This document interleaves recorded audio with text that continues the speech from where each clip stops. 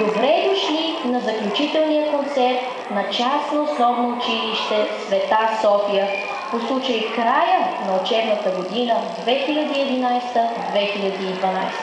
С гордост искаме да ви съобщим, че за първи път артистичната продукция на училището се представя в 3 отделни вечери. На 22 май и на 30 май тази година бяха играни представленията на първи клас и на предучилищните групи, които талантливо съчетават театъра с песента и хореографията.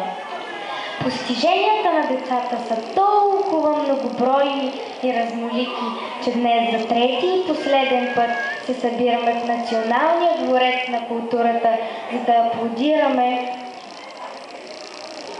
вокалните и танцовални интерпретации на учениците от 2 до 7 клас на тема филмова музика. Знаем колко значими са филмите за всяко детство, колко вълнуващи и поучителни са за децата приключенията на героите. Някои от тях ни стават любимци за цял живот. Припяваме си популярни мелодии, гледаме по 3-4 пъти едни и същи епизоди, запомняме остроумните фрази и неусетно ги превръщаме в част от нашия речник.